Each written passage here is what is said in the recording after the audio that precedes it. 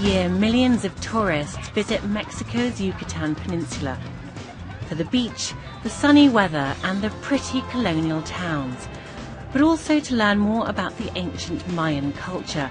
What was once a great civilization is today visible only in the ruins of its magnificent monuments. Best known and most popular is Chichen Itza.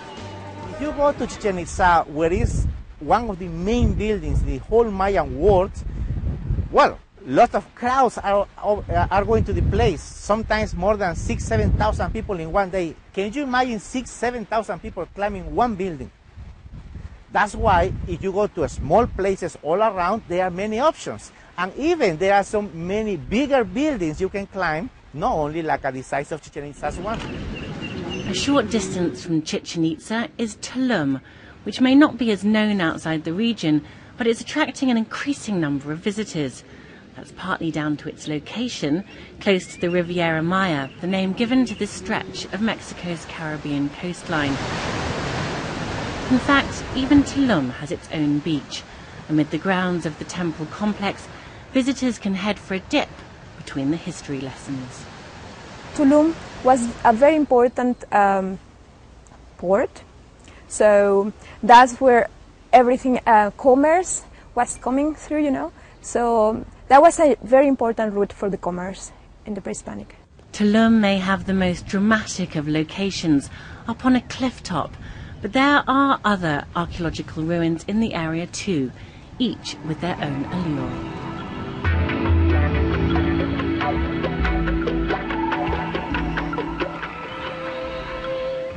This was perhaps my favourite find, Mayapan, towards the western side of the peninsula.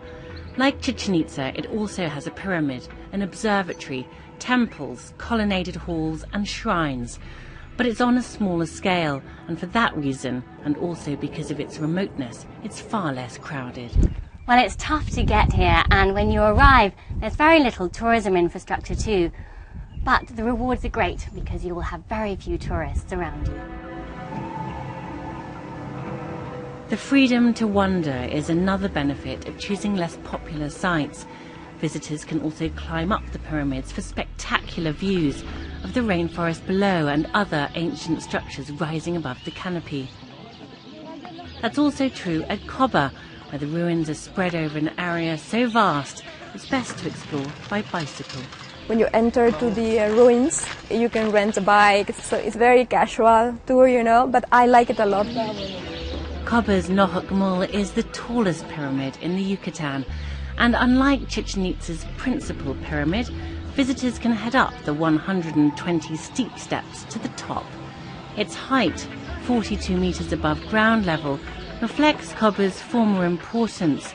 It was once a key seat of power for the Mayans, who used the space for politics, for trade, and for advancing their society, particularly in the field of science. I am proud for my traditions, and I am proud for my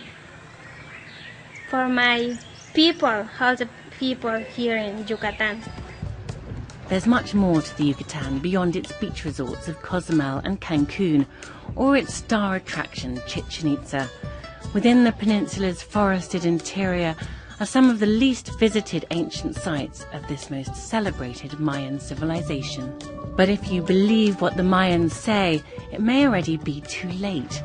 Their ancient calendar comes to an end on December 21st, and they say that marks something significant, perhaps the start of a new cycle or a change of fortunes, or more extremely, the end of the world.